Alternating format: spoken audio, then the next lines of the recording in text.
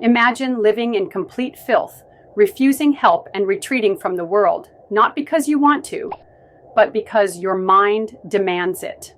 Hi, I'm the psycho nurse, and today we're diving into Diogenes Syndrome, a baffling psychological condition often mistaken for mere eccentricity. But in reality, it's much darker than that.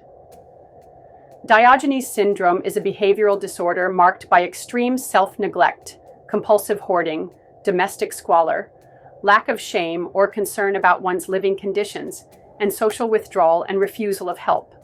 Although typically seen in the elderly, Diogenes Syndrome is not limited to any age group, and it doesn't always correlate with poverty or cognitive decline. Some sufferers are intelligent, even affluent, but are mentally trapped in a state of neglect and isolation. The term Diogenes Syndrome was first introduced in 1966 by British psychiatrist A.N. Clarke, though the symptoms had been observed for centuries. The name comes from the ancient Greek philosopher Diogenes of Sinope, who famously lived in a barrel, rejected societal norms, and embraced radical minimalism. However, this naming is controversial. Diogenes chose his lifestyle as a form of protest, whereas patients with this syndrome are often trapped in theirs. So in reality, the name is a misnomer. Diogenes syndrome tends to affect older adults, particularly those living alone.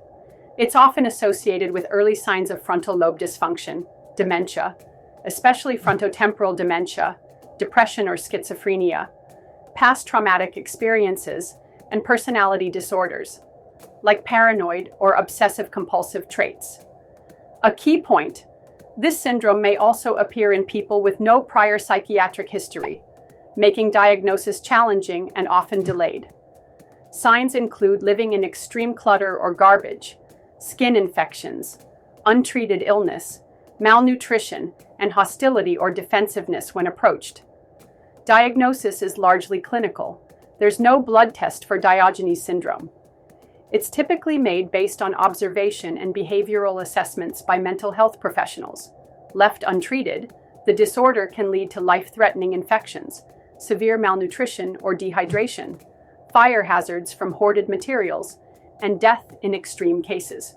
It also affects caregivers, neighbors, and communities, creating public health concerns. Treatment is difficult because most patients refuse help or don't recognize the problem. But there is hope. Approaches include gentle psychiatric intervention, treating underlying disorders like depression or dementia, cognitive behavioral therapy, CBT, involuntary intervention in extreme cases through adult protective services, and multidisciplinary care, psychiatrists, social workers, cleaners, legal aid. Early detection is key. Look out for signs of self-neglect in elderly relatives or neighbors, isolation, and sudden changes in hygiene or household upkeep. Community support, regular check-ins, and early mental health care can help prevent the condition from spiraling.